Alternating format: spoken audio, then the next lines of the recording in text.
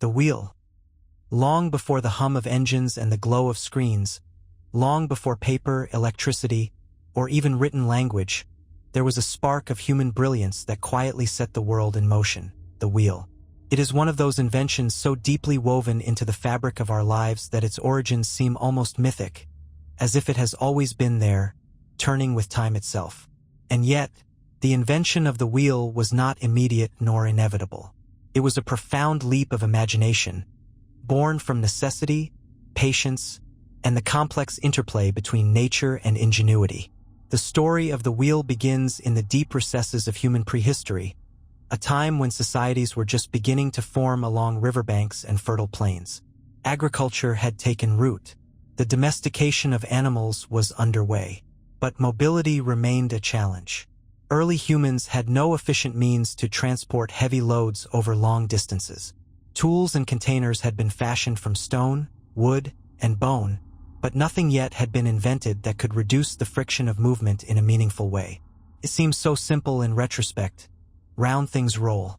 But translating that into a device, a wheel attached to a stationary axle, would require a level of abstraction and craftsmanship that was not at all obvious to our ancestors.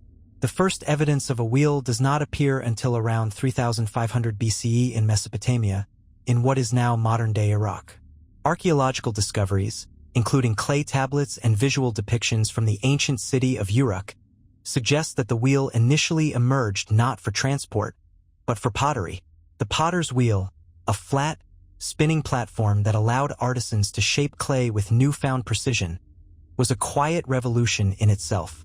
This innovation demonstrated that controlled rotation had powerful applications, but it was fixed in place.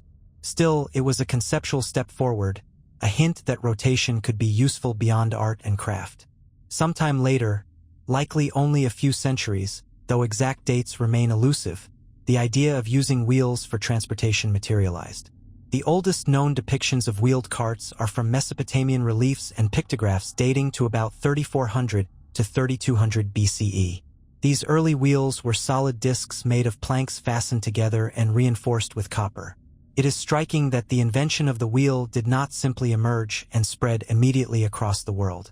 It appeared in a few key regions, such as Mesopotamia and Central Europe, and from there gradually influenced distant societies.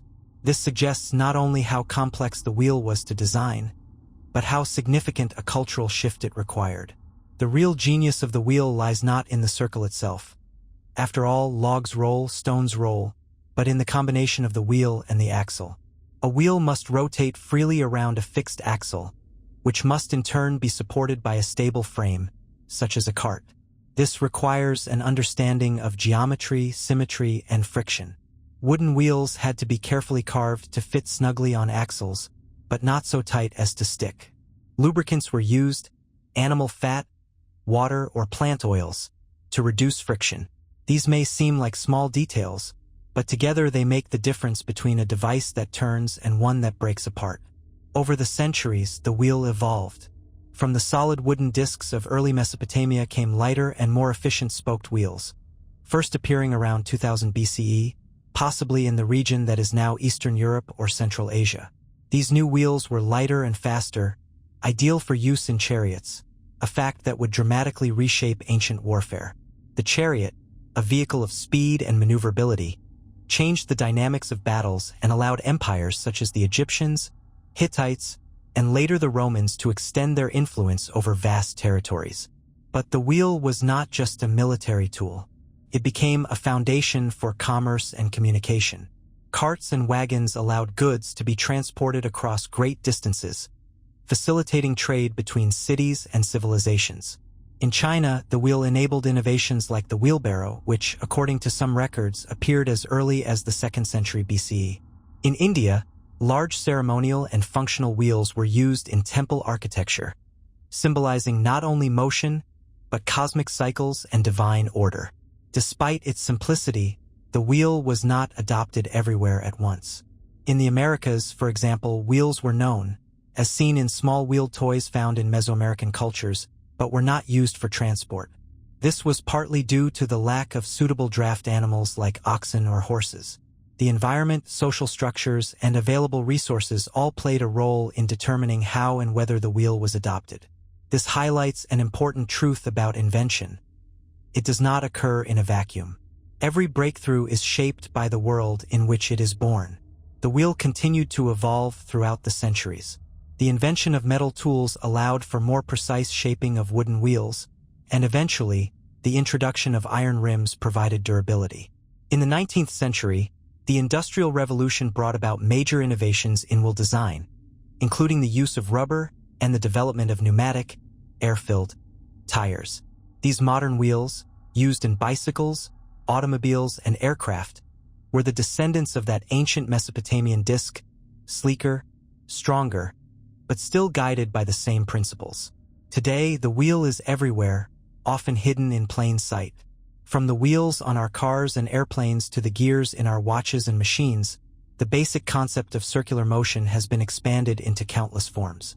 Even in the digital age, where bytes move faster than carts, the logic of rotation persists.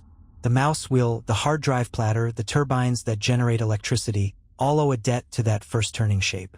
In many ways, the wheel is more than a tool. It is a metaphor for civilization itself. It represents movement, progress, and cycles. It reminds us that even the most transformative inventions often begin with simple questions and small insights. Who first looked at a round stone and imagined something greater? We will never know their name, but their idea, humble, elegant, and enduring, has never stopped turning. Writing. There is something uniquely human about leaving a mark.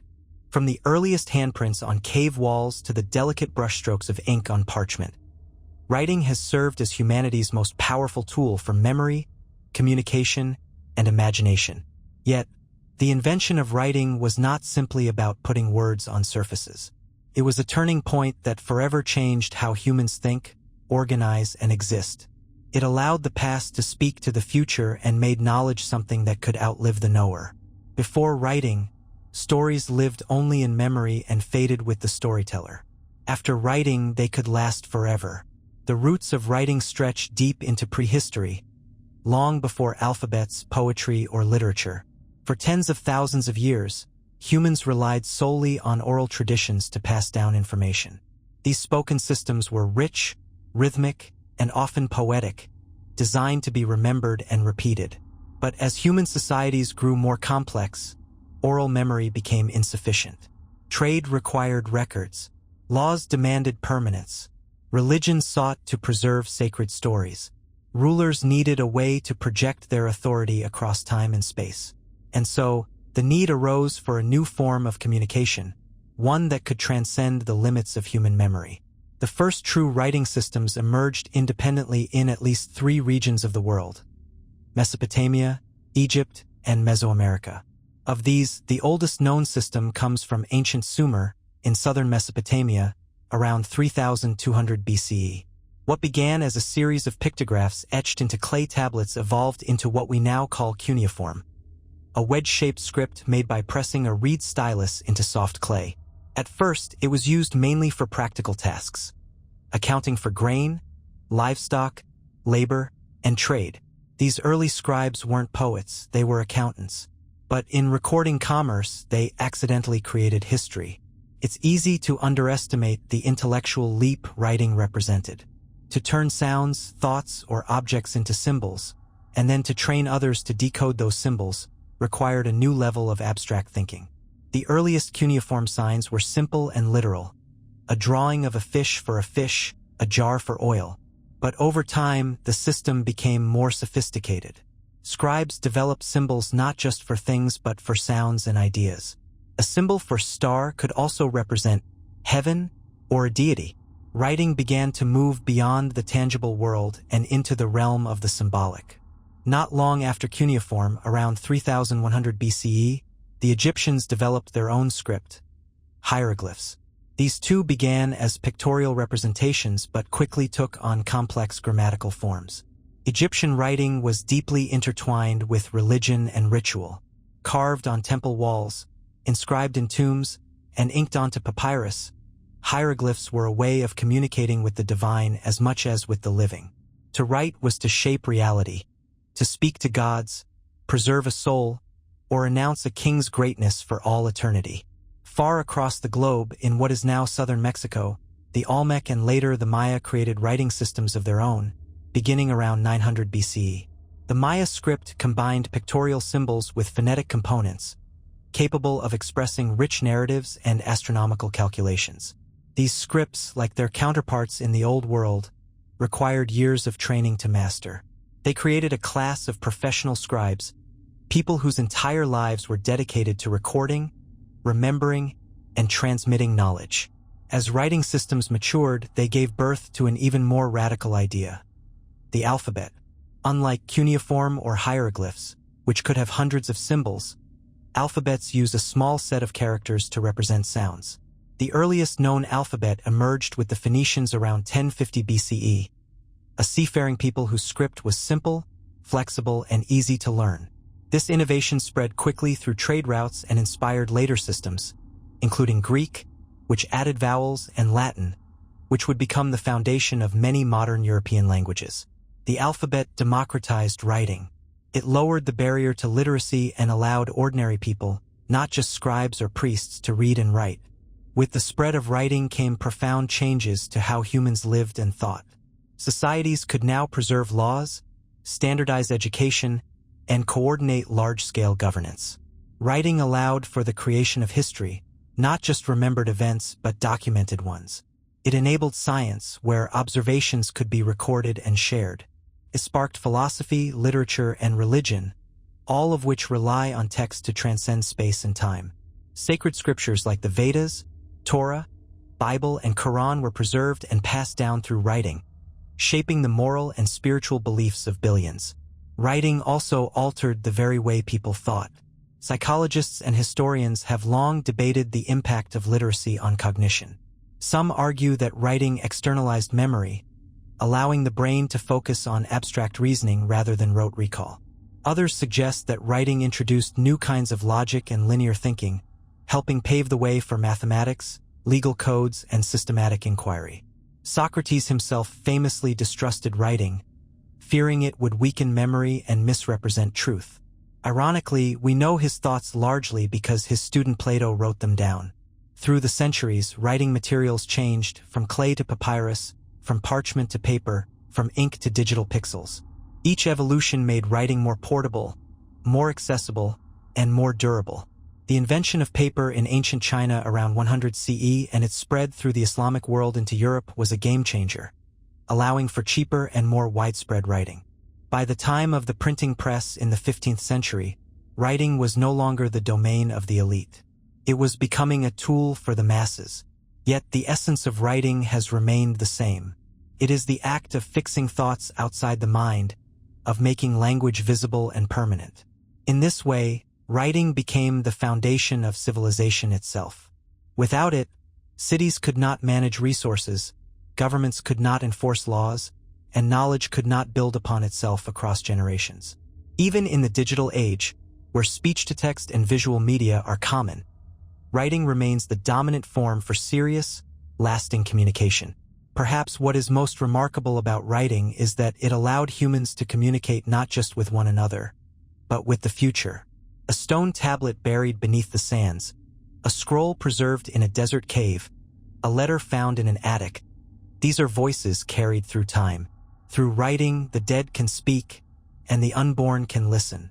It is both a mirror and a bridge, reflecting who we are and connecting us across centuries. From the first clay symbols of Sumer to the blinking cursors of modern keyboards, writing has shaped how we remember, how we govern, how we learn, and how we dream. It is an invention that did more than change the world, it made the world intelligible. Compass. For much of human history, the world beyond the horizon was a mystery. Mountains loomed in the distance like stone guardians of the unknown, and the seas, vast and shifting, offered no clear paths. Travelers relied on the stars, the shape of the coastline, the direction of prevailing winds, or even the position of moss on trees to guide them. These methods, though sometimes reliable, were also fragile, obscured by clouds, dependent on memory, or altered by geography. To move through the world with confidence, People needed something more constant than the sky and more trustworthy than their instincts. That something came in the form of a small, unassuming object that would quietly reshape the destiny of nations. The compass. The origins of the compass lie not in a sailor's hand, but in the stillness of ancient laboratories and the curiosity of early scientists. Long before it was a navigational tool, the compass was an experiment in natural forces. In ancient China, as early as the 4th century BCE, scholars discovered that a naturally occurring mineral called lodestone had an unusual property. It could attract iron. More importantly, when suspended or floated freely, a sliver of lodestone would align itself in a consistent direction, pointed not to a place on a map, but to something invisible and absolute, magnetic north. At first, this property was more of a novelty than a tool. Chinese scientists used it in geomancy, a form of divination known as feng shui, to determine the most auspicious orientation of buildings and tombs. These early compasses were often shaped like spoons, with a lodestone spoon resting on a smooth bronze plate. The spoon's handle would mysteriously spin to point south, guided by the Earth's magnetic field. It was a marvel of natural philosophy, an invisible force made visible through human ingenuity. It wasn't until around the 11th century CE that the compass found its way into the hands of navigators. Chinese records from the Song dynasty describe the use of a magnetized needle, floating in water or mounted on a pivot, to guide ships at sea. These early marine compasses were revolutionary. For the first time, sailors had a reliable method of orientation, even when the stars were hidden by clouds or the sun dipped below the horizon. The ocean, once an unpredictable and dangerous expanse, became a highway of possibility. From China, the knowledge of the compass began to spread westward, carried by the currents of trade and war. Arab merchants and scholars learned of the device, possibly through contact along the Silk Road or in port cities bustling with exchange. By the 12th century, the compass had reached Europe, where it was swiftly adopted by Mediterranean navigators. The first European references appear in the writings of English and Italian scholars, who described magnetized needles floating in bowls of water or mounted on wooden discs. These rudimentary devices were soon refined into dry compasses, with needles balanced on pins and enclosed in protective cases, more practical for the rough conditions at sea. The arrival of the compass in Europe came at a pivotal moment. The age of exploration was dawning. With the help of the compass, European sailors began to venture farther from shore, pushing beyond familiar waters and into the unknown. Portuguese and Spanish expeditions sailed down the coast of Africa and across the Atlantic. Italian navigators like Christopher Columbus and Amerigo Vespucci charted new lands, their ships guided by the steady pull of the magnetic needle. The compass did not make these journeys easy. Storms still raged, and maps were still crude, but it made them possible. In a sense, the compass did more than guide ships. It reoriented the human mind. For millennia, people had understood their world in local terms: cities, rivers, mountain ranges, but the compass introduced a new kind of thinking: absolute direction. North, south, east, and west became fixed reference points, anchoring maps and reshaping geography. With compass in hand, explorers could sketch coastlines with greater accuracy, trade routes could be plotted with precision, and empires could stretch their influence across oceans. But the compass was not without its mysteries.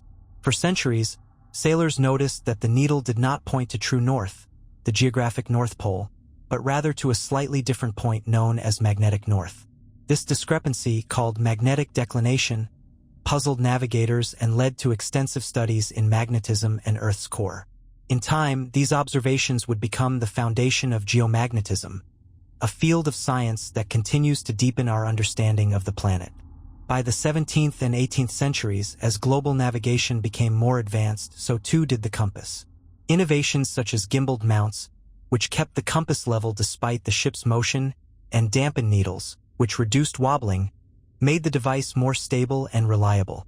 In parallel, cartographers and astronomers developed more accurate methods to adjust for declination, allowing for near-precise navigation over vast distances. The compass became more than a tool for travel. It became a symbol of exploration and enlightenment. It's easy to overlook the quiet brilliance of the compass, in a world dominated by GPS satellites and digital maps. Today, we can know our exact location within meters at the tap of a screen. But the compass was humanity's first real step into spatial certainty, a way to grasp the invisible structure of the Earth and use it to move forward. It took an invisible force, the Earth's magnetic field, and gave it shape, direction, and purpose. It allowed people not only to travel further, but to dream bigger. The compass didn't just open the seas. It opened the imagination. It shrank the world and expanded it at the same time, making distant lands reachable and sparking a global exchange of ideas, goods, and cultures. It enabled trade between continents, the rise of maritime empires, and the spread of science, language, and belief. It brought the world together, sometimes through conquest, sometimes through cooperation, in ways that continue to shape our lives today. And all of it began with a rock that could sense the Earth's pull. In a quiet laboratory, a lodestone shifted ever so slightly, aligning itself with a force no one could see. In that moment, humanity discovered not just a tool, but a principle. That even in the absence of light or land, we can find our way, if we know where to look. The compass became our guide, not only across the oceans, but through history itself. Gunpowder. History rarely turns with the roar of explosions. More often, it shifts slowly, subtly, with discoveries made in quiet laboratories or on worn-out paths.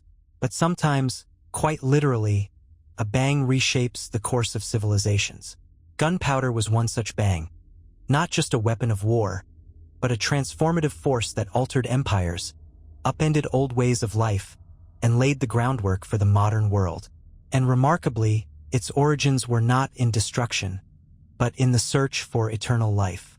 The story begins in ancient China, in the early centuries of the first millennium. At the time, Taoist alchemists were engaged in a grand pursuit, the elixir of immortality. Blending elements, minerals, and herbs in search of longevity, they experimented with all manner of concoctions. It was during these alchemical explorations, sometime around the 9th century, that a curious mixture was born, one made of saltpeter, potassium nitrate, charcoal, and sulfur. To their dismay and astonishment, the mixture did not prolong life. Instead, it burned fiercely and even exploded when confined. They had, without meaning to, created the first form of gunpowder. The earliest written mention of this discovery appears in Chinese texts from the Tang dynasty, where it is described with caution. Recipes warned of its dangerous volatility, calling it fire medicine. Though unintended, the creation of gunpowder marked a turning point. What had begun as a spiritual quest soon became a military revolution.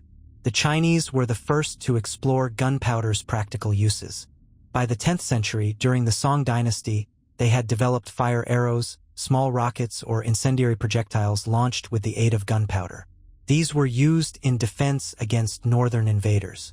Over time, engineers expanded their designs to include bombs, flamethrowers, and eventually the fire lance, a crude forerunner of the gun, which combined a spear with a tube of ignited powder. Though still primitive, these weapons gave defenders a psychological and tactical edge. The battlefield was no longer ruled solely by sword and bow.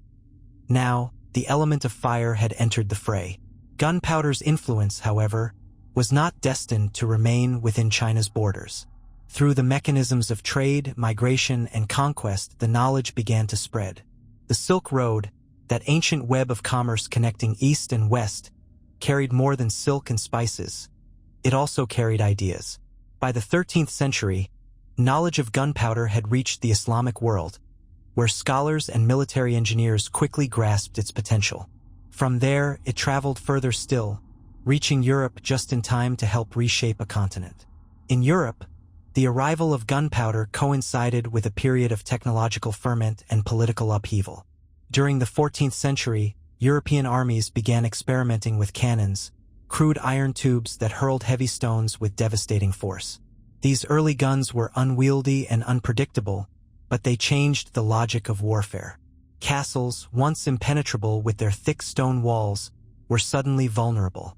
A few well-placed cannonballs could bring down fortifications that had stood for centuries. Siege warfare, once a game of patience, became a contest of firepower. Over time, guns became smaller and more portable. By the 15th and 16th centuries, handheld firearms, arquebuses, and muskets began appearing on battlefields. These weapons required training and teamwork, but they allowed ordinary soldiers to wield unprecedented power. The age of the armored knight, so central to medieval warfare, began to wane. Plate armor could not stop bullets. The balance of power shifted toward massed infantry, and with it, the structure of armies and societies changed. Gunpowder also redefined the global balance. In the hands of European explorers and conquerors, firearms became tools of expansion. The age of exploration was not just powered by sails and compasses, it was backed by gunpowder. When Spanish forces arrived in the Americas, they brought with them horses, steel, and guns, technologies unfamiliar to the indigenous peoples they encountered. Though vastly outnumbered, the conquistadors' superior firepower played a key role in their rapid conquests. Similarly, the Ottoman Empire, one of the greatest powers of the early modern world, harnessed gunpowder to build a vast realm. The fall of Constantinople in 1453 was made possible by massive cannons that breached the city's ancient walls. The so-called gunpowder empires, including the Ottomans, the Safavids in Persia, and the Mughals in India, all rose to prominence through their mastery of firearms and artillery. Gunpowder became a symbol not only of military strength but of centralized state power. Yet for all its associations with conquest, gunpowder also had more constructive applications. It revolutionized mining, allowing for the blasting of tunnels through rock and accelerating the extraction of precious metals and coal. In civil engineering, controlled explosions made large-scale projects possible. Even entertainment felt its spark. Fireworks, also invented in China, dazzled crowds and became a symbol of celebration in cultures around the world. What began as a weapon also became a wonder. The science behind gunpowder, too, became a subject of study. As chemistry advanced, researchers sought to better understand combustion, pressure, and materials. These investigations laid the groundwork for modern explosives and the broader field of thermodynamics. Gunpowder was an early bridge between alchemy and chemistry, between mystery and method. By the 19th century, traditional black powder, as gunpowder came to be called, was being replaced by more stable and powerful explosives, such as nitroglycerin and dynamite, developed through scientific innovation. These materials made gunpowder somewhat obsolete, but its legacy endured. The world it had helped to create, one of large, organized states, global trade, industrial production, and mechanized war, could not have existed without that first smoky mixture in an alchemist's workshop. Today, we live in a world that has been shaped, quite literally, by explosions. Borders have been drawn and redrawn by battles fought with gunpowder weapons. Cities have risen and fallen, fortresses have crumbled, and empires have expanded across continents, all under the influence of this one invention. And while modern technologies have eclipsed it in raw power, the impact of gunpowder remains unmatched in scale and duration. What is most extraordinary about gunpowder is how it began. Not with a desire to destroy, but with a longing to live forever. In trying to cheat death, ancient thinkers stumbled upon something that would forever alter how humans wage war, build empires, and understand the forces of nature. It is a reminder that discovery is not always predictable, and that the most powerful inventions are not always the ones we intended to make. Printing press. For much of human history, knowledge moved slowly. A sacred text might take years to copy, each letter carefully inked by hand, each page the product of devotion and discipline. Books were rare, costly treasures, possessions of kings, monks, and scholars.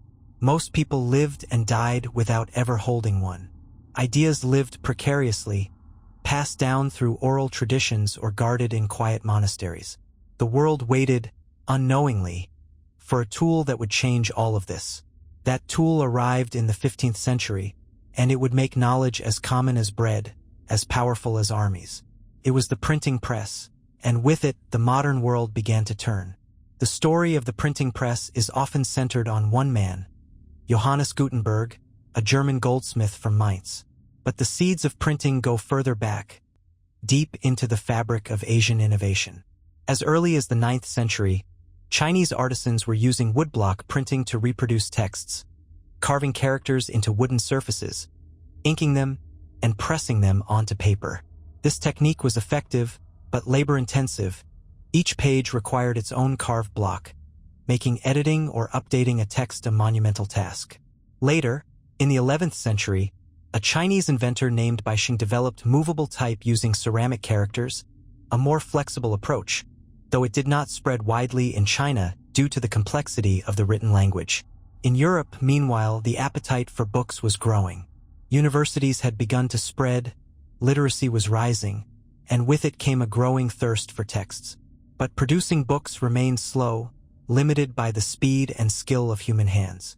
Into this environment stepped Gutenberg, bringing with him not only technical skill, but a vision for how knowledge could be reproduced, not just faster but at scale. Around 1440, Gutenberg began experimenting with movable metal type. His genius was not just in creating individual letters that could be rearranged to form pages, but in combining multiple innovations into one system. He developed a special alloy, a mix of lead, tin, and antimony, that allowed for durable, reusable type. He adapted screw presses, traditionally used for wine or oil, to apply uniform pressure to the page. He even formulated a new oil-based ink, thicker and more suited to metal type and paper than the watery inks used by scribes. Each of these was important. Together, they made the printing press not just a tool but a turning point. The result was something astonishing.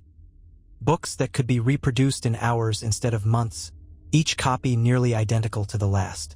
The first major project of Gutenberg's press was the 42-line Bible, completed around 1455. It was a masterpiece, beautiful, legible, and far more affordable than any handwritten manuscript. It marked the beginning of a new era, not just in publishing, but in how people would think, learn, and connect. The printing press spread quickly. Within a few decades, presses had been established in dozens of European cities: Venice, Paris, Nuremberg, London. By the year 1500, over 20 million books had been printed. A century later, that number had soared to over 150 million. The printing press had unleashed an information revolution. This revolution had consequences far beyond the book trade. It transformed religion, most famously through the actions of Martin Luther. In 1517, Luther posted his 95 Theses, challenging the practices of the Catholic Church. In earlier times, such a protest might have been limited to a local debate. But printed copies of Luther's words spread across Europe within weeks, igniting what would become the Protestant Reformation. The printing press gave reformers a new weapon: speed. Suddenly, a single idea could reach thousands, even millions, before authorities could silence it. The press also reshaped science. In the centuries before, knowledge was often passed down as received wisdom, protected by tradition and sometimes wrapped in mysticism. But with printing, observations could be shared, tested, and debated across great distances. Books like Copernicus's On the Revolutions of the Heavenly Spheres, Galileo's Dialogue concerning the two chief world systems, and Newton's Principia Mathematica circulated widely, allowing thinkers to build upon one another's work. The scientific method, based on evidence, replication, and critical review, flourished in this new environment of shared ideas. In the realm of language and literature, printing helped standardize spelling, grammar, and even national identities. As books became more common, so did the languages they were printed in. Latin, once the language of learning, gave way to the vernacular German, French, English, Italian, allowing ordinary people to read in their mother tongues. This, in turn, helped foster a sense of cultural identity and shared understanding. Education, too, was revolutionized. Before the press, schools relied on oral instruction and the rare handwritten text. Now, teachers had access to printed textbooks, and students could own their own copies. Literacy spread not just among the elite, but among merchants, artisans, and eventually the broader population.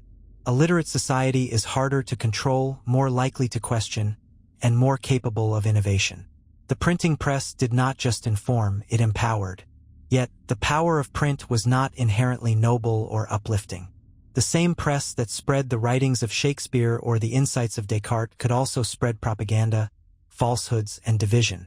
In fact, The rapid spread of printed material sometimes caused confusion, fear, or moral panic. For many in power, the press was both a gift and a threat, a force they could not fully harness or suppress. Over time, the technology evolved. Movable type became more refined. Presses grew faster, more efficient. In the 19th century, the invention of steam-powered presses and rotary printing brought publishing to an industrial scale. Newspapers, pamphlets, and cheap novels flooded the market. Public libraries grew. Literacy became a hallmark of modern life. And today, even as we type on screens and swipe through digital books, the legacy of Gutenberg's invention continues. Indeed, the digital age mirrors in many ways the upheaval brought by the printing press. Just as printed books once liberated knowledge from the hands of scribes and institutions, the internet has made information accessible to billions. But the printing press taught us an important lesson, that technology, while transformative, is never neutral. It amplifies voices, but does not judge them. It spreads truth and fiction alike, connects people, but also challenges old orders. The printing press gave humanity the ability to preserve thought, to extend the reach of a single mind across time and space. It allowed ideas to survive their creators, to travel continents, to incite revolutions, and to inspire dreams. It is one of the few inventions that did not just change what we do, but how we think about knowledge, about power, and about ourselves. What began with metal type and ink-stained hands became the foundation of the modern world. It democratized knowledge, disrupted tradition, and sparked a chain reaction of literacy, science, exploration, and innovation that continues to this day. In the quiet turning of a printed page, one can still hear the echoes of that revolution. Steam engine. There are moments in human history when a new force quietly enters the world. Invisible at first, then unstoppable. The steam engine was one such force. It did not begin as a grand invention. Its earliest forms were awkward, inefficient, and limited in purpose. But in time, this machine, driven by vaporized water, would fuel the transformation of societies, redraw economies, and give birth to the modern industrial world. It was not merely a mechanical innovation. It was a change in momentum, one that carried humanity forward at unprecedented speed. To understand the steam engine's significance, one must begin not in factories or locomotives, but in mines. By the late 1600s in England, coal had become a vital resource. It heated homes, powered forges, and served as the backbone of a growing economy. But as miners dug deeper into the earth, they encountered a relentless problem: flooding.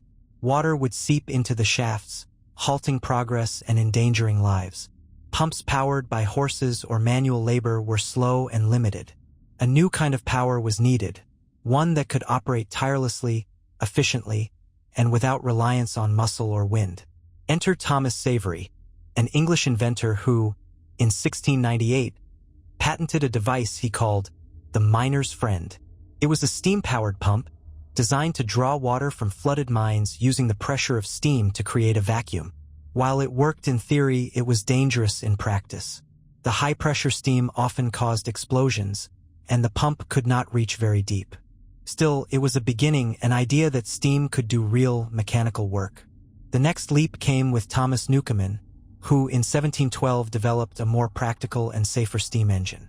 His design used steam to push a piston, which then moved a beam connected to a pump. It worked slowly but reliably, and crucially, it allowed mines to be drained more effectively than ever before. Newcomen's engines spread across Britain, often standing tall above coal pits, their rhythmic pumping a symbol of industry's quiet rise. But the steam engine truly came of age with the work of James Watt, a Scottish instrument maker with a sharp mind and a relentless curiosity. In the 1760s, while repairing a model of Newcomen's engine, Watt saw its inefficiencies. It wasted vast amounts of steam and therefore fuel by heating and cooling the same cylinder with each stroke. Watt's insight was simple yet revolutionary. Separate the condenser. By adding a second chamber where the steam could be cooled, he made the engine far more efficient. Watt didn't stop there. He introduced new features: a rotative motion mechanism that could turn wheels and drive machines, a throttle valve to control speed, and a centrifugal governor for automatic regulation. These improvements transformed the steam engine from a specialized pump into a versatile power source, one that could drive mills, factories, and eventually vehicles. In partnership with businessman Matthew Boulton, what brought his engines to workshops across Britain, helping to launch the Industrial Revolution. The steam engine became the heartbeat of a new economic era. In textile mills, where human labor and water wheels had once dictated production, steam engines now spun looms and powered machines. Factories no longer had to be built near rivers or rely on seasonal flows. They could rise in cities, fueled by coal and driven by steam, creating jobs and challenges on a massive scale. Meanwhile, the railways were taking shape. The idea of a steam-powered vehicle had existed for some time, but it was in the early 19th century that inventors like George Stephenson turned concept into movement. His locomotive, the Rocket, built in 1829, could travel at speeds once unimaginable, over 30 miles per hour. Railroads spread across Britain, then Europe, then the world. Goods, people, and ideas began to move faster, farther, and more frequently than ever before. Time itself seemed to shrink. Steam also conquered the seas. In the early 1800s, steamships began to appear, capable of traveling upstream or across oceans without the whim of wind. The famous SS Great Western, launched in 1838, demonstrated the reliability of transatlantic steam travel. This changed trade, migration, and communication, knitting the continents closer together and accelerating global exchange. The effects of steam power rippled outward into every corner of life. Urban populations surged as people left farms for factory work. New classes emerged: industrial capitalists, wage laborers, engineers. Roads and canals were replaced or outpaced by rail networks. Markets expanded. Cities grew taller and louder. Even the structure of time changed. With trains running on tight schedules, standardized time zones were introduced. The world was being reordered around the rhythm of machines. Yet, as with all powerful tools, the steam engine brought not only progress but complications. The rise of industrial cities introduced pollution, crowded housing, and harsh working conditions. Child labor, long hours, and dangerous machinery became the darker side of factory life. And the insatiable demand for coal led to environmental degradation that would echo into later centuries. Still, the legacy of the steam engine is undeniable. It marked the first time in history that mechanical energy could be produced independently of nature, not from animals, rivers, or wind, but from heat and pressure. This breakthrough opened the door to new machines, new industries, and a new understanding of energy itself. Eventually, steam would be eclipsed by internal combustion engines, electric motors, and later, nuclear and renewable sources. But the steam engine laid the foundation. It taught engineers how to control power, how to convert heat into motion, how to scale machines to serve entire populations. The basic principles behind it, thermodynamics, pressure, force, remain at the heart of modern engineering. Even now, the image of a steam locomotive charging forward, billowing smoke and shrieking steel, remains a symbol of progress. It is the sound of change, of motion, of humanity rising from hand tools to harness the forces once hidden in nature.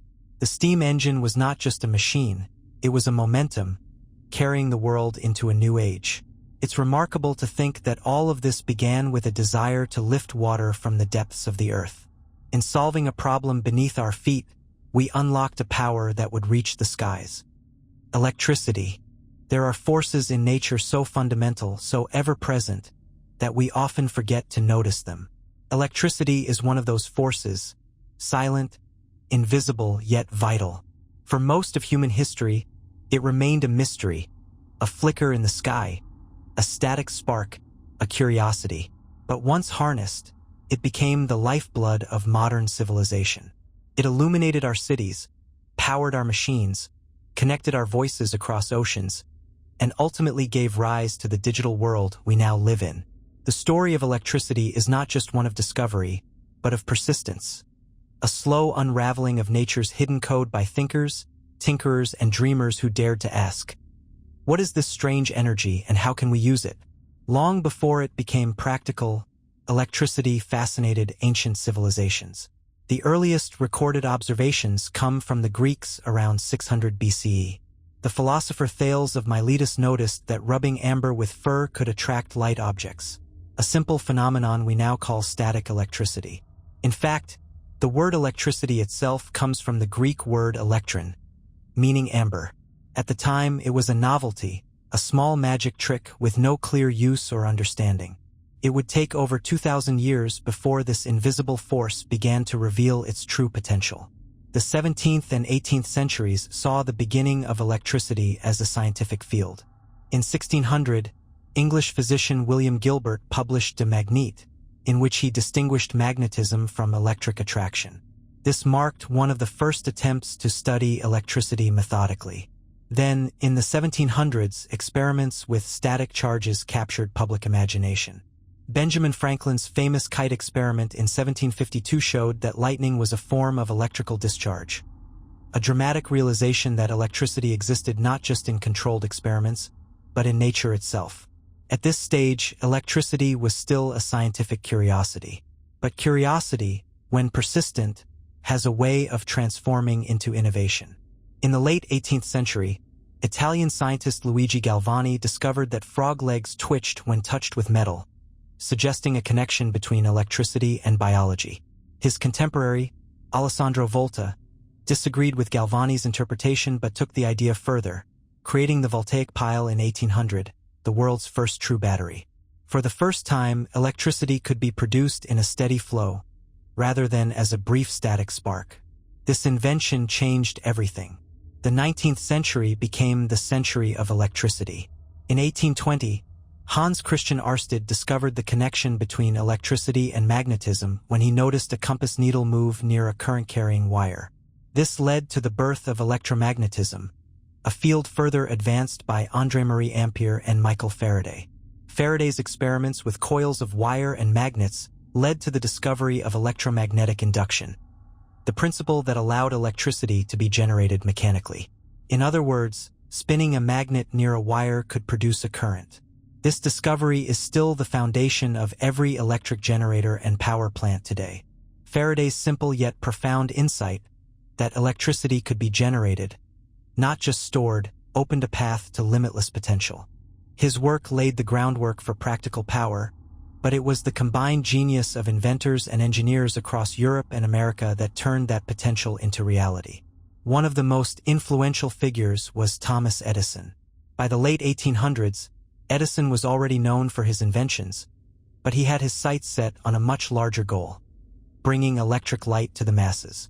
In 1879, after years of trial and error, Edison developed a practical incandescent light bulb, using a carbon filament inside a vacuum-sealed glass bulb. But more importantly, he built the first central power station in New York City in 1882, the Pearl Street Station, launching an era of electrified cities.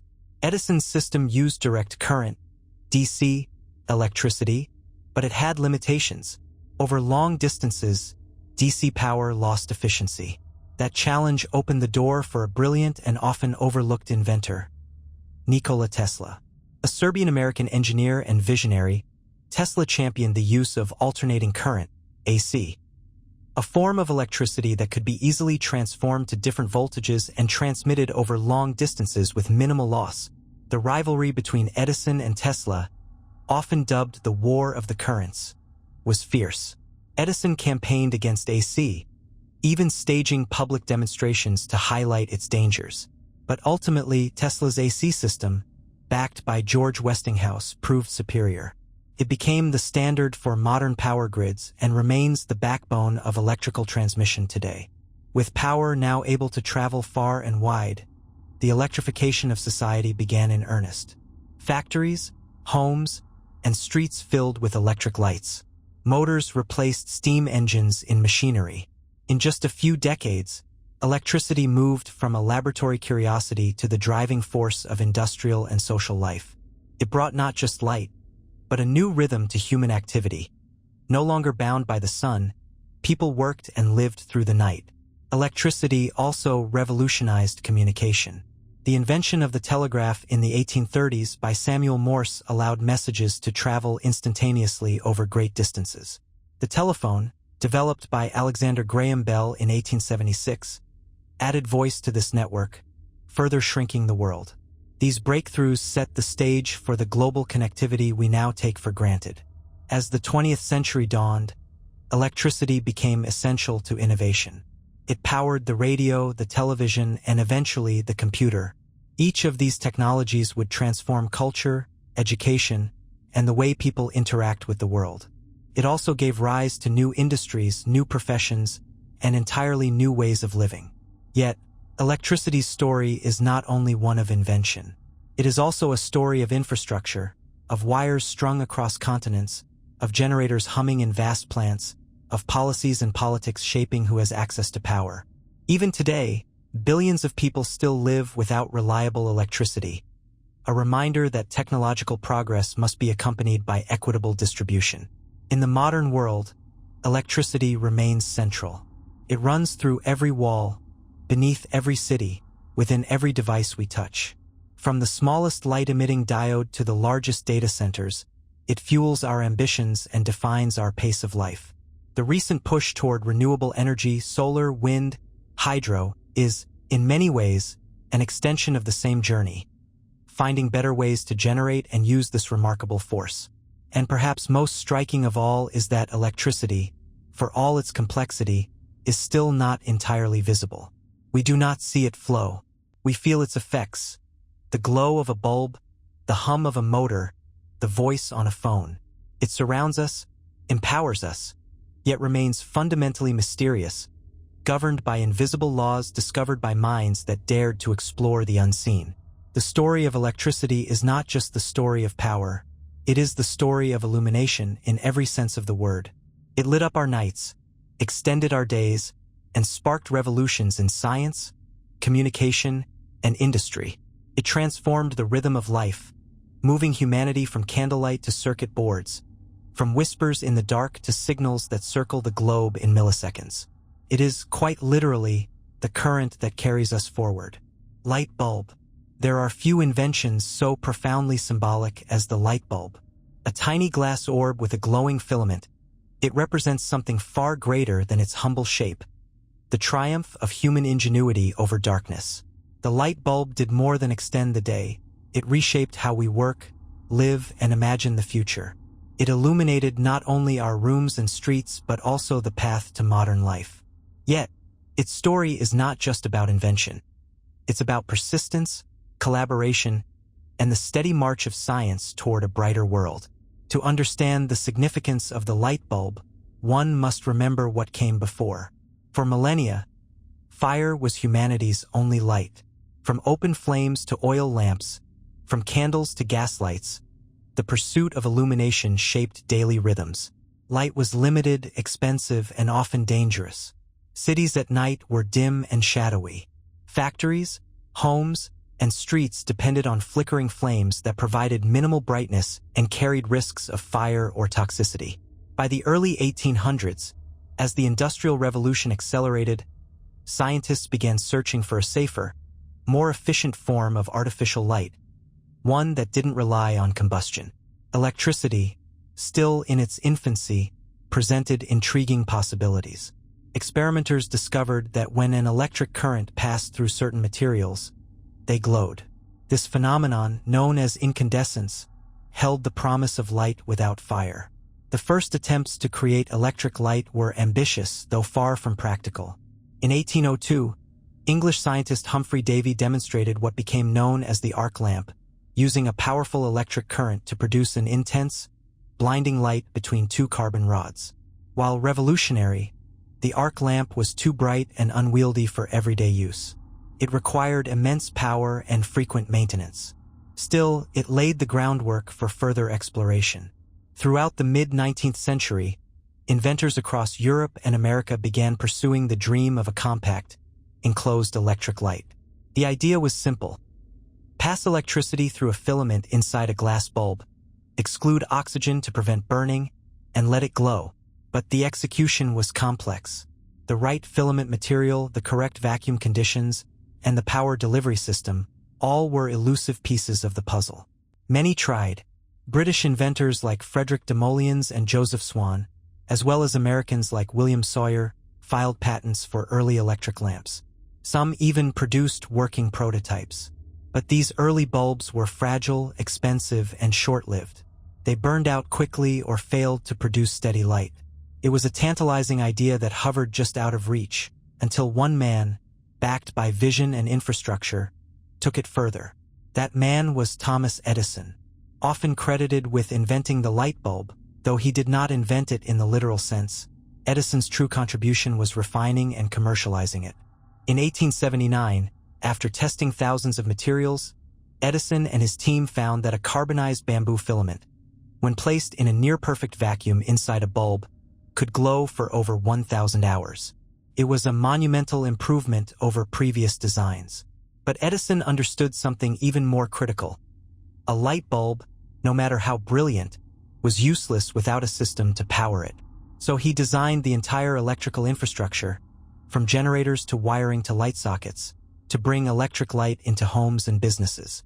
In 1882, he opened the Pearl Street Station in New York City, the world's first central power plant. From that moment, light became not just a device but a service. Electric lighting spread rapidly. At first, it was a luxury, a marvel for the wealthy and a spectacle for the public. Cities like London, Paris, and Chicago installed electric streetlights.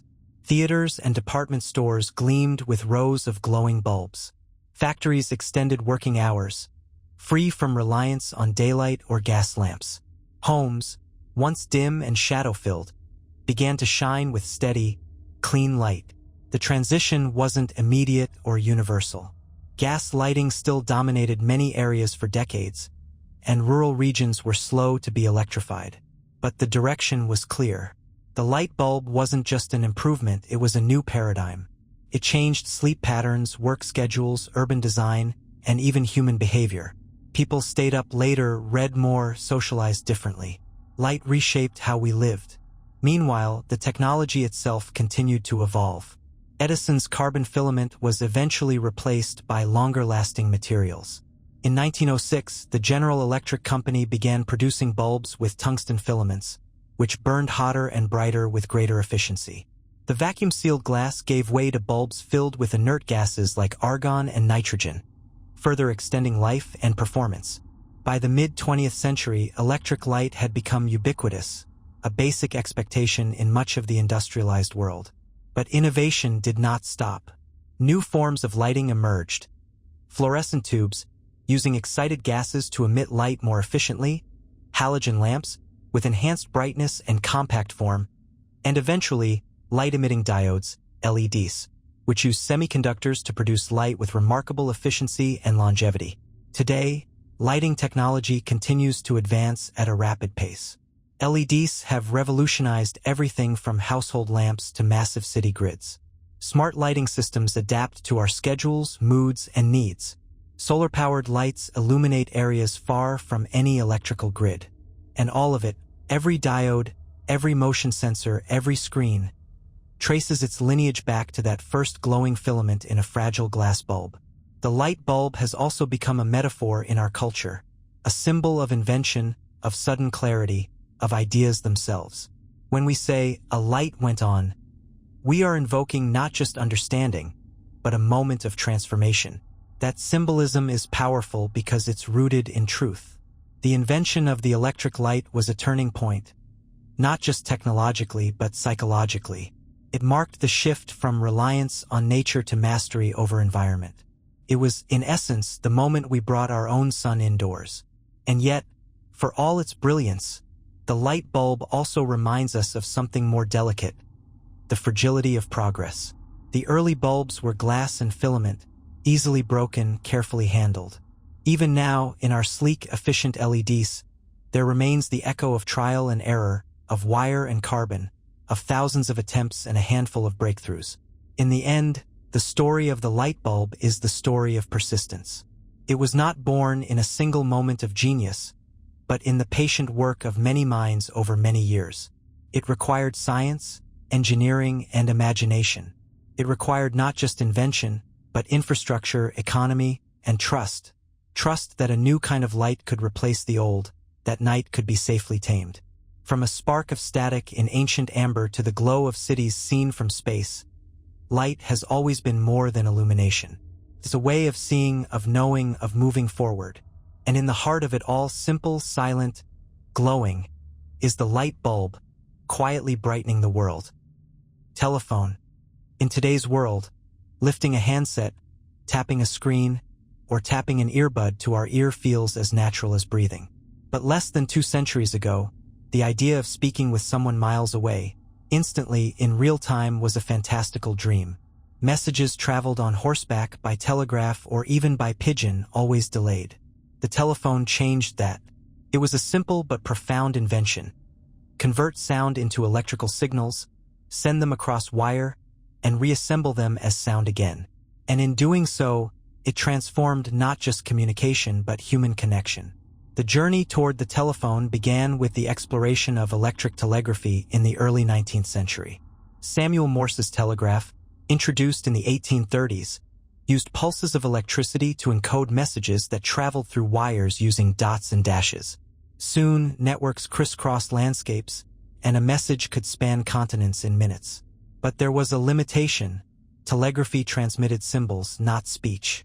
It was the equivalent of writing across the dawn of instant communication, but the human voice remained firmly local. Inventors around the world dreamed of transmitting actual sound.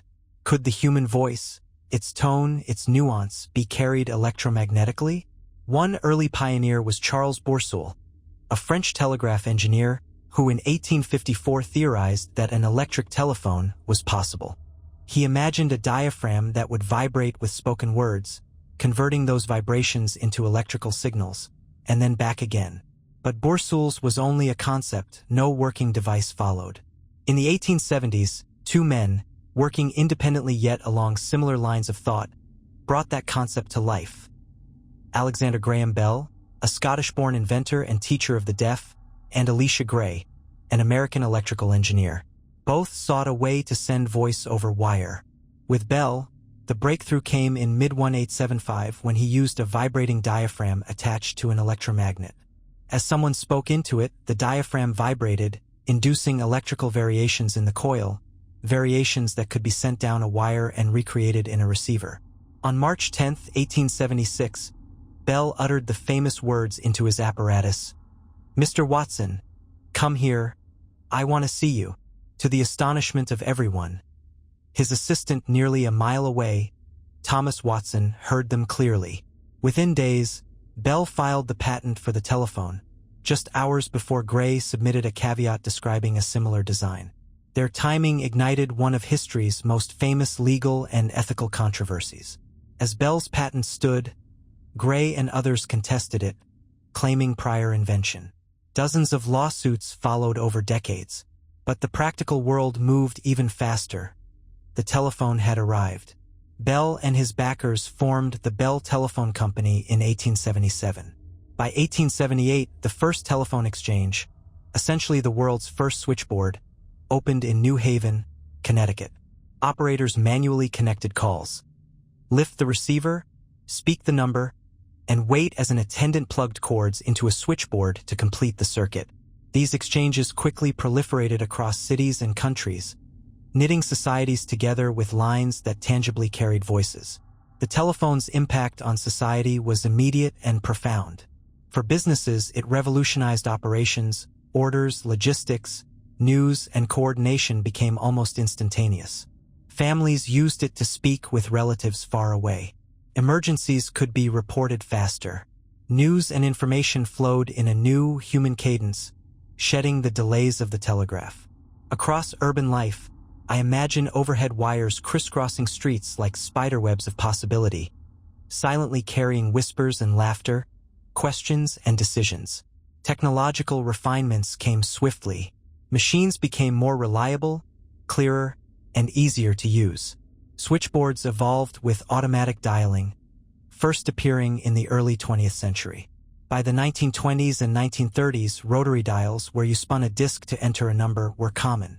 Party lines, shared connections allowing multiple households to share a line, became prevalent in rural areas, creating informal communities around shared access and shared ears. Telephony shaped rural and urban life in different ways. It amplified connections even as it sometimes intruded on privacy. World wars demonstrated telephony's power on a grand scale. During World War I, field telephones, using portable switchboards and rugged lines of wire, allowed commanders to coordinate in real time, at great risk and high stakes. Military engineers experimented with technologies like the mobile field telephone, helping the front lines communicate despite chaos and movement. As the century progressed, the telephone continued evolving. Introduction of touch-tone dialing in the 1960s made dialing faster by sending specific tone frequencies for each press of a key. International direct dialing followed in the 1970s, meaning calls could be placed across continents without operator assistance. Subscribers had freer, more private, and more direct communication. Eventually, wireless mobile systems emerged. The first phones for consumers, analog cellular devices from the 1980s, were heavy and limited. But they marked a revolution: speech untethered by wires. By the 1990s and 2000s, digital networks and smartphones blended voice, text, data, and computing into our pockets. The telephone, once a fixed device on desks or walls, became our digital lifeline. The telephone did more than transmit words. It reshaped human relationships. Geography felt smaller, empathy traveled faster, social networks deepened. Families separated by distance, migrants, soldiers, scholars, rarely felt far apart. Business became global. Political leaders could speak directly to nations. Emergency services reached people sooner than ever before. The world became smaller, closer, more immediate. Yet, as with all powerful tools, telephony brought new challenges. Caller ID and voicemail addressed security and etiquette. People debated the impact of constant availability.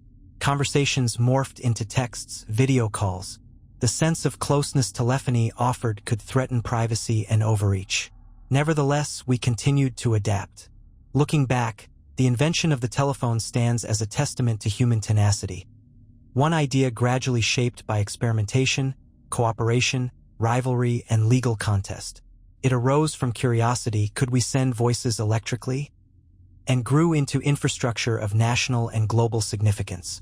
From the first clumsy wire-stretched messages to global mobile networks, the telephone has been the pulse of modern communication. In the quiet clicking of a handset being lifted, or in the faint beep of a text barely recognized as a descendant, lies the echo of Bell's first call. That fleeting moment of "Mr. Watson" resonates through every conversation today. A simple question carried in electric impulses became the foundation of our interconnected world. Automobile. The roar of an engine, the smell of burning gasoline, the freedom of open roads. Today, the automobile is central to modern life. But at its core, the car is a marvel of human ambition. A self-contained machine capable of carrying people and goods swiftly, on their own terms. Its invention didn't begin with leisure drives or long-haul shipping. Instead, it evolved through a century of experiments, setbacks, and breakthroughs. A journey that transformed society as thoroughly as any great invention before it. The story begins in the late 18th century, when the Industrial Revolution was redefining power and work. Inventors were already experimenting with steam-powered vehicles. In 1769, French engineer Nicolas-Joseph Cugnot built a massive, steam-powered tricycle designed to pull artillery. It moved under its own power, no animal involved, but required frequent stops to rebuild steam pressure and operated at a walking pace. Still, Cugnot's machine hinted at possibilities beyond horse-drawn carriages. Steam vehicles remained impressive novelties through the 19th century.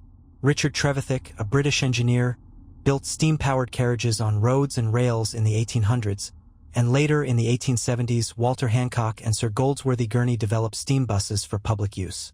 Operating these vehicles was complex. They required fuel, water, and significant maintenance. More importantly, entrenched infrastructure, paved roads, and convenient fueling was essentially designed for horses. As such, steam never became practical for widespread personal transport. Meanwhile, in Germany, a quiet revolution was unfolding. Karl Benz, trained as a mechanical engineer, experimented with internal combustion engines powered by gasoline.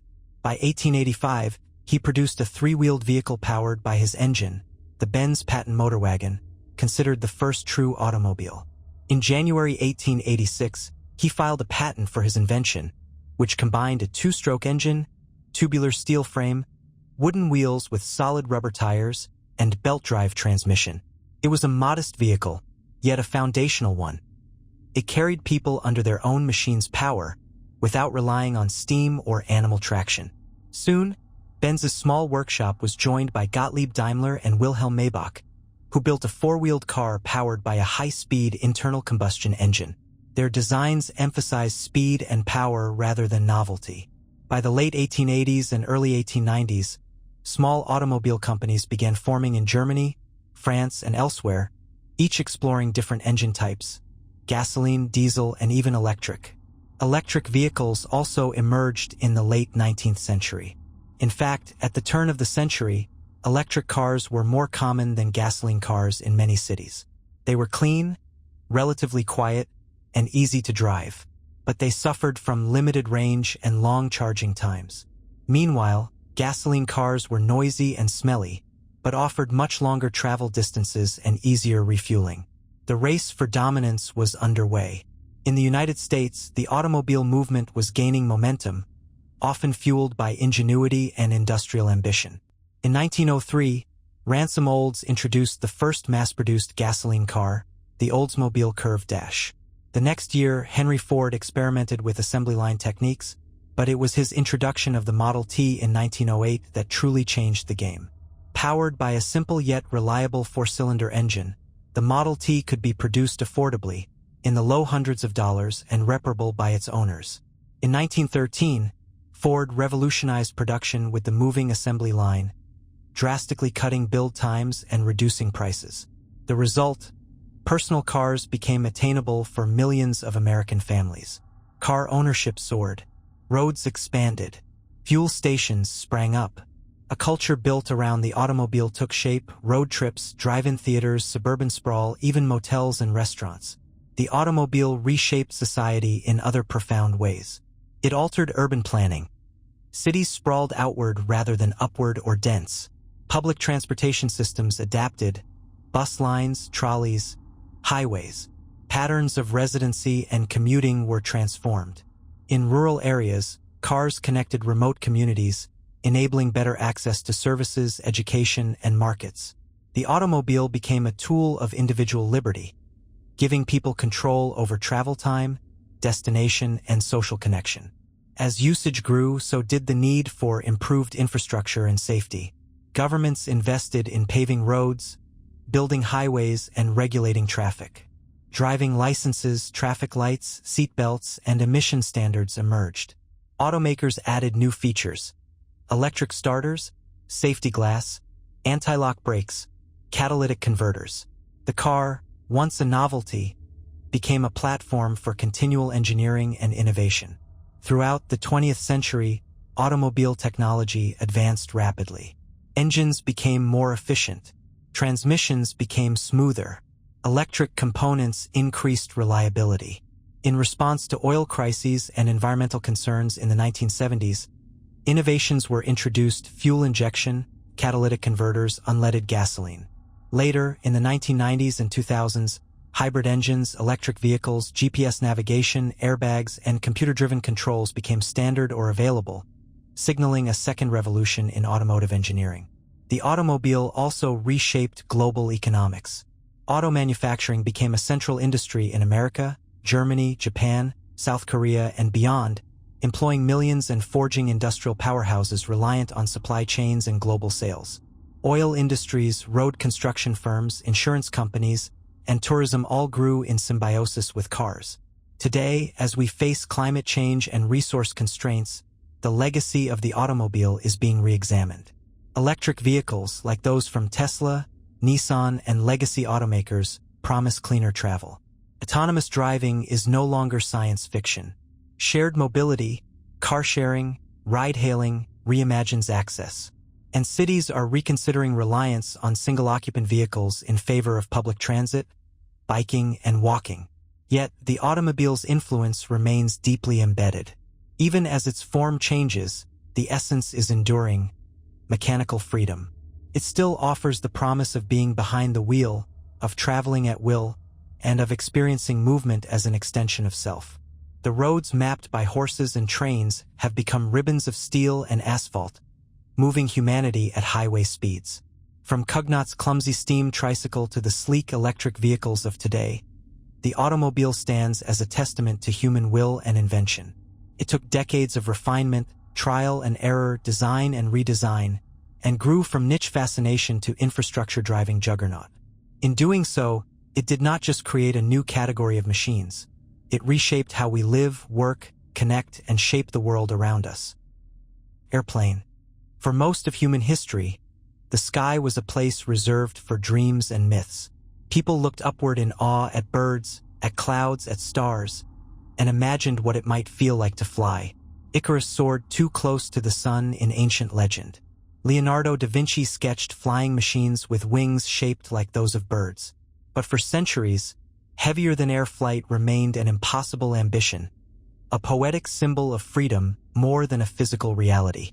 And yet, in the 20th century, humanity not only learned to fly, it learned to cross oceans, break sound barriers, and orbit the Earth. The path to the airplane was not a single leap, but a long sequence of steps. In the 18th century, the first true human flights came in the form of hot air balloons. In 1783, the Montgolfier brothers in France launched the first manned balloon flight, rising gently into the sky using only heated air. But balloons lacked control. They floated wherever the wind took them. The dream of true flight, powered, controlled, and heavier than air, remained unfulfilled. During the 19th century, engineers and dreamers across Europe and the United States began experimenting with gliders, unpowered aircraft that could glide through the air using their shape and the forces of lift and drag. Otto Lilienthal, a German aviation pioneer, conducted more than 2,000 glider flights in the 1890s, carefully recording data and refining designs. His work was critical. It brought aviation closer to science, relying on testing and measurement rather than only intuition. But gliders still depended on hills, wind, and gravity. The next great leap would require powered flight, an engine light enough to lift itself and its pilot into the air, yet powerful enough to propel the craft forward and sustain lift. Enter Wilbur and Orville Wright, two brothers from Dayton, Ohio. They were not aristocrats or trained engineers, but bicycle makers with a fascination for flight and a relentless focus on experimentation. Inspired by Lilienthal's work, the Wright brothers spent years testing gliders in North Carolina's Outer Banks, where strong winds and soft sand offered ideal conditions. They built a wind tunnel to study airfoil shapes and developed one of the most advanced understandings of aerodynamics of their time. Crucially, they recognized that flight was not just about lift and thrust, it was also about control. They developed mechanisms to control pitch, roll, and yaw, the three axes of flight, using a system of wing warping, rudders, and elevators. Their aircraft could be steered in all directions, a true airplane, not just a powered glider. On December 17, 1903, on a cold morning in Kitty Hawk, North Carolina, Orville Wright climbed into their Flyer I, a biplane with a 12-horsepower engine and twin propellers. The aircraft lifted into the air and flew for 12 seconds, covering 120 feet.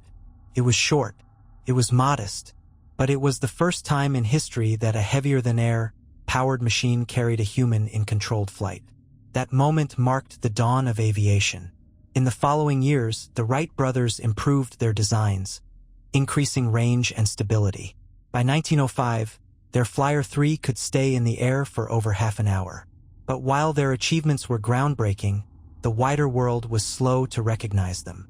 In Europe, other inventors like Alberto Santos Dumont in France were also experimenting with powered flight, and national pride spurred parallel efforts in many countries. The potential of the airplane was soon recognized by the military. World War I, 1914 to 1918, became the first major conflict to feature aircraft in combat. Planes were used for reconnaissance, bombing, and eventually as fighter aircraft. Aviation technology progressed rapidly. Engines became more powerful, designs more aerodynamic. But civilian aviation remained limited, noisy, dangerous, and expensive.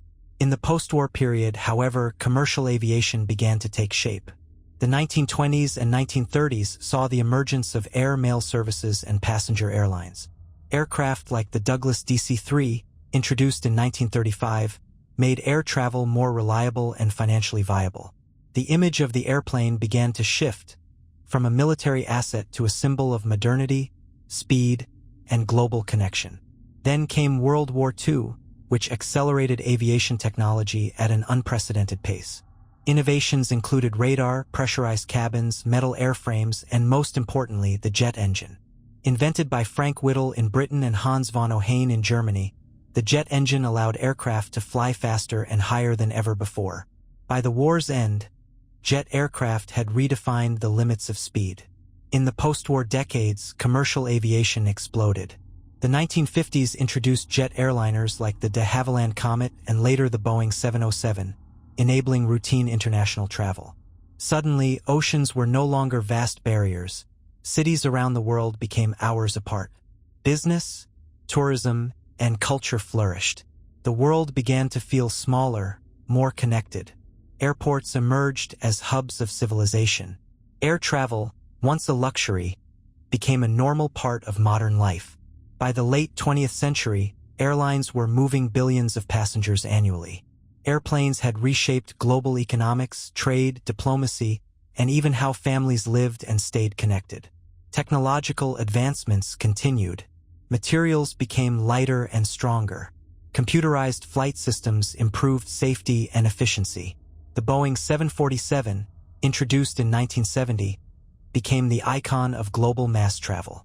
Meanwhile, military aviation explored the extremes: supersonic flight, stealth technology, unmanned drones.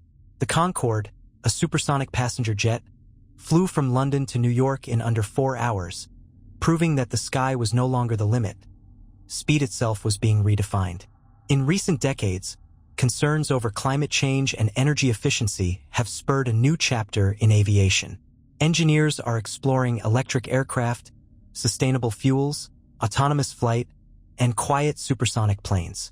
Innovations like vertical takeoff and landing, VTOL, aircraft hint at a future where flight is even more integrated into daily life. And as space tourism and suborbital flights become reality, the boundary between aviation and space exploration is beginning to blur. Yet, despite all these advances, the core miracle remains the same. A machine, heavier than air, that can rise against gravity, navigate the sky, and carry people to new places. The airplane embodies our desire to transcend physical limits.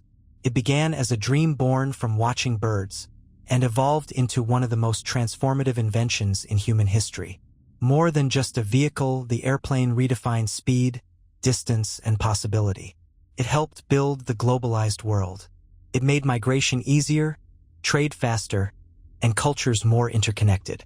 It brought aid to disaster zones and allowed people to chase opportunity across continents.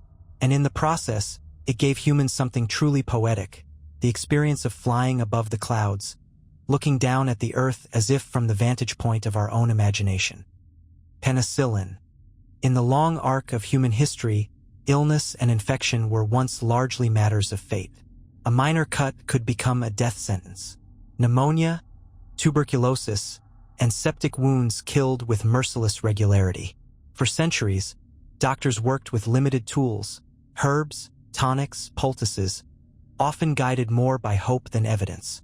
But in the 20th century, a single discovery would turn the tide: penicillin. Not a carefully engineered invention, but an accidental revelation, one that would give rise to the antibiotic age and reshape our relationship with disease itself. The story begins in 1928, in a cluttered laboratory at St. Mary's Hospital in London. Alexander Fleming, a Scottish bacteriologist, had returned from vacation to find that one of his petri dishes, left unintentionally exposed, had become contaminated with mold. At first, it seemed like a simple mishap, but upon closer inspection, Fleming noticed something unusual. The Staphylococcus bacteria he had been growing had been dissolved in a halo around the mold. The mold appeared to be killing the bacteria. Most might have cleaned the dish and moved on, but Fleming was curious. He isolated the mold and identified it as belonging to the genus Penicillium. He began experimenting with the substance it produced, which he named penicillin, and found it was capable of killing a wide range of bacteria without harming human cells. It was, in a sense, a selective poison, deadly to the enemy, harmless to the host. Fleming published his findings in 1929, but the scientific world was slow to react. Penicillin, though promising, was unstable and difficult to purify. Fleming lacked the chemistry expertise to extract and concentrate it in usable form, and his early preparations degraded too quickly to be practical. The discovery was noted, but not immediately acted upon. A decade passed. Then, in 1939, at Oxford University, two scientists, Howard Florey, an Australian pathologist, and Ernst Boris Chain, a German-born biochemist, revisited Fleming's paper. Intrigued, they began working with a team that included Norman Heatley, a brilliant young chemist. Their goal: to isolate penicillin in a stable form and test its effects on living organisms. Their efforts paid off. In early 1940, they conducted the first animal trials. Mice infected with deadly bacteria recovered when given penicillin. Encouraged, they turned to human trials. In 1941, a policeman named Albert Alexander, suffering from a serious blood infection, was treated with penicillin. His condition improved dramatically, but supplies were so limited that doctors were forced to recycle the drug from his urine. Eventually, they ran out and he died. The tragedy underscored the drug's potential and the urgent need for mass production. But producing penicillin in quantity proved immensely difficult. The mold yielded very little usable product, and traditional fermentation methods were slow and inefficient. To meet the challenge, Florey and his team sought help from the United States, where government and private laboratories began a massive search for more productive strains and better methods. In 1943, at a USDA lab in Peoria, Illinois, scientists discovered a breakthrough. A strain of Penicillium growing on a rotting cantaloupe produced much more penicillin than Fleming's original mold. Using deep tank fermentation and corn steep liquor, a byproduct of starch production, they were able to scale up manufacturing dramatically. By the time World War II reached its height, penicillin was being mass-produced. The US and British governments prioritized its supply for the Allied military. Soldiers wounded in battle, who might previously have died from gangrene or blood poisoning, were treated and saved. The death rate from bacterial infections on the battlefield plummeted. Penicillin became known as the wonder drug. In 1945, Fleming, Florey, and Chain were awarded the Nobel Prize in Physiology or Medicine for their contributions. Fleming, ever humble, warned that overuse could lead to resistance, a prophetic concern that would echo through the decades to come. The post-war years saw a revolution in medicine. Inspired by penicillin's success, scientists began searching for and synthesizing other antibiotics: streptomycin, tetracycline, erythromycin, and more. Infectious diseases that once ranked among the leading causes of death, pneumonia, diphtheria, syphilis, meningitis, could now be treated quickly and effectively. Hospitals changed. Surgery became safer. Life-saving treatments became routine. Life expectancy rose dramatically across the industrialized world. But penicillin's impact extended beyond the clinic. It transformed pharmaceutical research, establishing antibiotics as one of the most powerful tools in medical science. It reshaped public health, allowing for the control of outbreaks and the treatment of widespread infections. And it opened a new era of chemical warfare against disease, where cures could be designed, tested, and deployed with increasing precision. Yet penicillin's triumph also brought new challenges. As early as the 1940s, reports of resistant bacteria began to emerge. Microbes, like all life forms, adapt. Exposed to antibiotics, some mutated and survived, passing on resistance genes. The more penicillin was used and misused, the more quickly resistance spread. Today, antibiotic resistance is a global concern, with strains of MRSA, CRE, and drug-resistant tuberculosis threatening to outpace medical countermeasures. Still, penicillin's legacy is profound. It taught the world that disease could be fought not only with prevention, but with precise, targeted treatment. It demonstrated the power of collaboration, across disciplines, across borders, to solve complex problems. And it reminded us that discovery often begins with serendipity, but succeeds through perseverance. From a moldy petri dish in a forgotten corner of a lab, to the front lines of war and the wards of hospitals, penicillin changed the trajectory of medicine. It gave humanity a powerful new weapon against its oldest foes. And in doing so, it offered hope where once there was only helplessness, a quiet revolution born of curiosity and carried forward by science. Computer. In the annals of human invention, the computer stands as a singular achievement, a tool that not only extends our capabilities, but mirrors the architecture of thought itself. It is a machine that calculates, stores, and remembers, but more than that, it is a machine that has reshaped the very foundations of civilization. From its humble beginnings as a mechanical number cruncher to its role today as the backbone of the digital world, the computer's story is one of logic, innovation, and the endless human desire to solve problems. The idea of a machine capable of calculation is far older than the modern computer. As early as 1642, Blaise Pascal created the Pascaline, a mechanical calculator designed to help his father with tax computations. A century later, Gottfried Wilhelm Leibniz built a device that could multiply and divide. These were ingenious machines, but they were rigid, designed for specific tasks, and incapable of adaptation. In the 19th century, an English mathematician named Charles Babbage envisioned something different. His designs for the difference engine and later the analytical engine introduced the concept of a programmable machine. The analytical engine, in particular, anticipated many elements of the modern computer: a central processing unit, mill, memory, store, and the ability to follow complex instructions. Though never completed in his lifetime, Babbage's vision laid the theoretical groundwork. Equally vital was Ada Lovelace, who worked closely with Babbage and is often called the first computer programmer.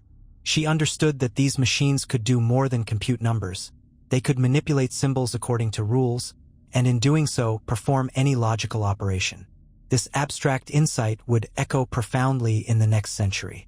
The true leap toward modern computing came in the 20th century. During World War II, the need for rapid calculation spurred the development of powerful machines. In Britain, Alan Turing, a mathematician and cryptanalyst, developed a theoretical framework for computation in 1936 with his concept of the Turing machine. Turing proposed that any computable problem could be solved by a machine manipulating symbols on a tape according to a set of rules. Though abstract, this concept became the mathematical foundation of all modern computers. Turing's wartime work at Bletchley Park led to the construction of Colossus, one of the first electronic computers, which helped break German ciphers. Around the same time in the United States, engineers at the University of Pennsylvania created the ENIAC, Electronic Numerical Integrator and Computer, a massive machine that used thousands of vacuum tubes to perform calculations at unprecedented speeds. Though primitive by today's standards, ENIAC was programmable, digital, and fast, a landmark in computing history. The next crucial step was miniaturization and abstraction. Vacuum tubes were bulky and prone to failure. In 1947, scientists at Bell Labs invented the transistor, a tiny electronic switch that could amplify or switch signals.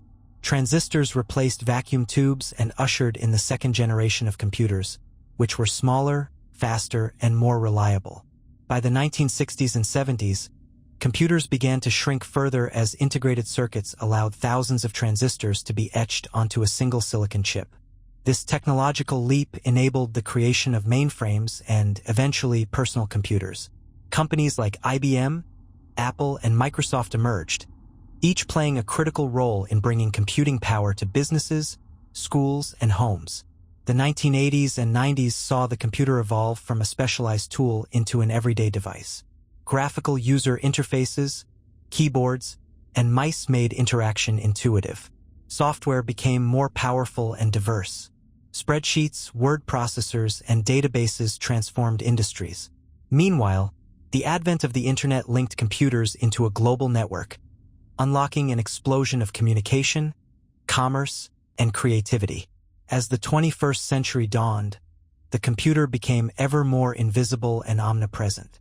Laptops, smartphones, and tablets turned computing into a portable, personal experience.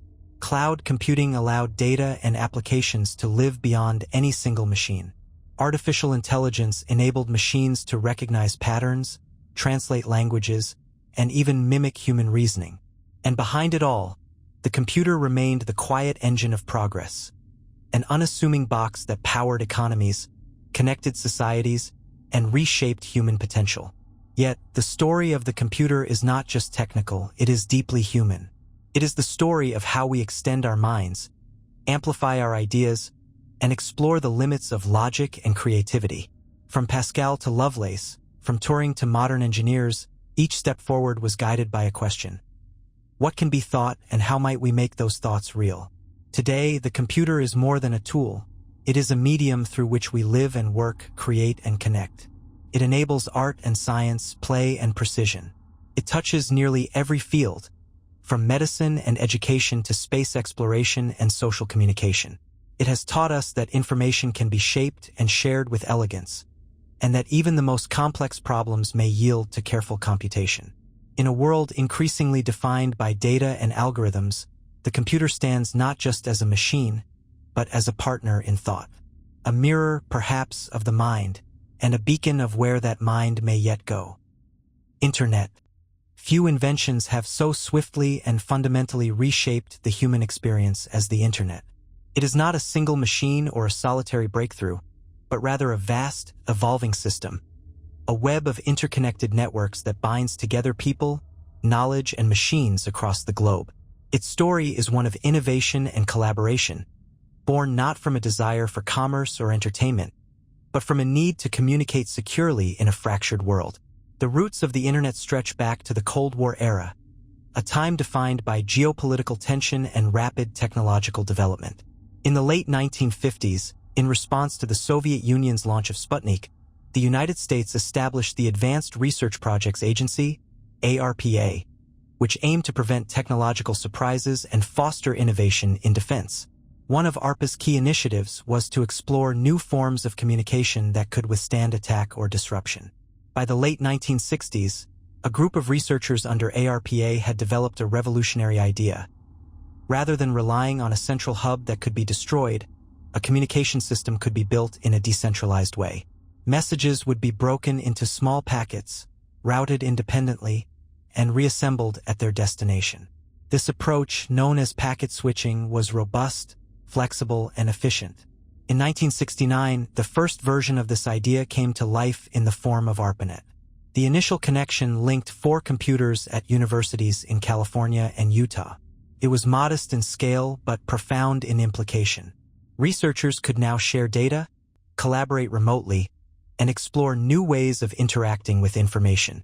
A year later, the first email was sent, a function that would soon become central to digital communication. Throughout the 1970s and early 1980s, the network expanded. More institutions joined ARPANET, and other networks emerged for academic, governmental, and commercial use. To unify them, a common language was needed. This came in 1983 with the adoption of the Transmission Control Protocol/Internet Protocol, TCP/IP, developed by Vint Cerf and Robert Kahn. TCP/IP allowed different networks to communicate with one another, forming the basis of what we now call the Internet, a network of networks. Still, the Internet remained largely the domain of scientists and specialists. That changed in the early 1990s when Tim Berners-Lee, a British computer scientist working at CERN, created the World Wide Web. His invention included a new way to access information using hypertext, as well as the first web browser and web server. The web was not the Internet itself, but a layer built upon it, a user-friendly interface that made navigation intuitive and information accessible. Berners-Lee's vision was profoundly democratic. He imagined a system in which anyone could publish, share, and access content freely. As browsers like Mosaic and Netscape emerged, and commercial restrictions on the Internet were lifted, millions of people began logging on. The Internet spread rapidly from universities and research centers to businesses and households. By the late 1990s and early 2000s, the Internet had become a defining feature of modern life. Email, web searches, e-commerce, and digital media transformed communication, business, and culture. Search engines like Google organized the world's information. Online marketplaces like Amazon and eBay redefined how goods were bought and sold. Social networks, blogs, and forums gave rise to a new digital public square. The arrival of broadband and mobile technology further accelerated change. Internet access became faster, more reliable, and more portable. Smartphones brought the internet into our pockets, making it a constant companion. Apps allowed for new forms of expression, collaboration, and commerce. The rise of cloud computing enabled vast storage and processing power to be accessed from anywhere. In recent years, the internet has become not just a tool, but a space, a place where we work, learn, socialize, and create. It supports remote education, telemedicine, global activism, and virtual communities. It has amplified voices, democratized knowledge, and fostered innovation at an unprecedented scale. But it has also introduced new challenges. Concerns about privacy, misinformation, cybercrime, and the digital divide. The internet's architecture, open, decentralized, and scalable, has made it extraordinarily resilient and adaptable. It continues to evolve through technologies like 5G, fiber optics, and satellite networks. And it has paved the way for the next frontier, the Internet of Things, in which billions of devices, cars, appliances, sensors, communicate and interact autonomously. At its heart, the Internet is a manifestation of human connection. It was built not by any single nation or company, but by countless engineers, researchers, and visionaries across decades. It embodies the principle that ideas grow stronger when they are shared, and that information wants to flow. As we stand at the threshold of even more interconnected futures, the internet remains both a mirror and a magnifier, reflecting the best and worst of our societies and amplifying our capacities for creation, collaboration, and change. It is no longer just a network of machines, but a living, evolving extension of human thought and community. And like all great inventions, it began with a simple question: how can we better connect? Artificial intelligence. As the 21st century unfolds, one invention stands at the edge of imagination and reality, holding both promise and profound questions. Artificial intelligence, or AI, is not merely a tool. It is an attempt to simulate the essence of thought itself. It represents the aspiration to create machines that do not just compute, but learn, reason, adapt, and even create. In doing so, AI challenges the boundary between human and machine, ushering in a new era where intelligence is no longer solely the domain of biology. The seeds of artificial intelligence were planted long before the technology existed to realize it. In 1950, the British mathematician Alan Turing posed a question that would shape the field: can machines think? In his seminal paper, Computing Machinery and Intelligence, Turing proposed what is now known as the Turing test, a thought experiment to determine whether a machine's responses could be indistinguishable from a human's. It was a philosophical as much as a technical challenge. In the mid-20th century, with the rise of digital computing, the first AI researchers emerged. In 1956, at a summer conference at Dartmouth College, a group of scientists, including John McCarthy, who coined the term artificial intelligence, gathered to explore how machines could be made to simulate human intelligence. They envisioned systems that could reason logically, solve problems, and even understand language. Early AI programs achieved surprising successes. Systems like ELIZA, developed in the 1960s, mimicked human conversation. Others could solve algebra problems, play chess, or prove mathematical theorems. But these programs were narrow in scope and relied heavily on pre-programmed rules. The dream of general intelligence, machines that could learn and adapt like humans, remained distant. For decades, AI development moved in waves of enthusiasm and disillusionment. Periods of progress were followed by so-called AI winters, when funding and optimism waned due to unmet expectations. Yet beneath the surface, foundational work continued. Researchers studied how humans learn, how to represent knowledge, and how to build systems that could improve over time. A major breakthrough came with the rise of machine learning, a subfield of AI focused not on programming explicit instructions, but on enabling machines to learn from data. Algorithms could now identify patterns, make predictions, and improve with experience. This shift from rule-based AI to learning-based AI was transformative.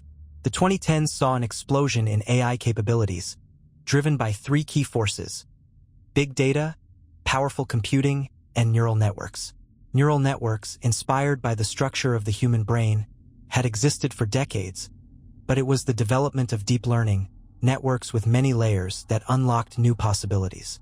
AI could now recognize images, translate languages, and even beat humans in complex games. One milestone came in 2016, when Google's AlphaGo defeated a world champion in the game of Go, an achievement once thought decades away. The program had learned strategy not from explicit rules, but from millions of games, combining pattern recognition with strategic planning. It was not just a victory in a game, but a demonstration of how AI could master tasks previously reserved for human intuition. Today, AI systems power search engines, recommend content, detect fraud, and assist in medical diagnoses. They write text, compose music, and generate artwork. They navigate self-driving cars and power voice assistants. These systems are not conscious or sentient, but they are capable of performing tasks that require a kind of narrow intelligence, focused, task-specific competence that continues to improve. The rise of generative AI, including models that can produce human-like language, images, and even code, marks a new chapter. These systems, trained on vast swaths of data, can mimic and synthesize human expression in ways once reserved for writers, artists, and engineers. Their fluency raises new opportunities and new dilemmas. With AI's growing capabilities come serious questions. How do we ensure fairness and transparency in systems that make decisions? How do we prevent bias, protect privacy, and safeguard against misuse? What happens when machines shape the flow of information or influence human choices? And ultimately, what role should AI play in society? And who gets to decide? Researchers and policymakers around the world are now grappling with these questions. Efforts to develop ethical AI, establish regulatory frameworks, and build trustworthy systems are underway. The goal is not only to advance technology, but to align it with human values. And still, the dream of general artificial intelligence, a system that can reason, learn, and adapt across any domain, remains a horizon yet to be reached. If achieved, it would represent not just an engineering feat, but a philosophical transformation, the creation of a new kind of mind. AI is both a mirror and a tool. It reflects how we think, what we value, and how we structure knowledge. It amplifies our strengths and exposes our blind spots. Like all great inventions, it is shaped by those who build it and those who use it. In the story of human progress, artificial intelligence stands as a profound chapter. It is the culmination of centuries of logic, mathematics, and computation, and the beginning of something entirely new. It challenges us not only to build wisely, but to ask what it means to be intelligent, and what it means to be human. The mind we built is still unfolding. Its future, like our own, is unwritten, ending. And so, from the first wheel to the rise of artificial intelligence, we've traveled through time, exploring the inventions that didn't just change the world, but reshaped what it means to live, to learn, and to connect. Each creation we've discussed wasn't just a spark of brilliance, but a reflection of humanity's endless curiosity and its drive to build a better future. Which invention stood out to you the most? Was there a story you hadn't heard before? Or maybe something that inspired you in a new way? Let us know your thoughts in the comments. We'd love to hear what fascinated you, surprised you, or even what invention you think we should have included. If you enjoyed this journey, give the video a like, subscribe for more explorations into science and history, and don't forget to share it with your friends or anyone curious about how our world was shaped, one idea at a time. Thanks for watching, and remember, every invention starts with a question.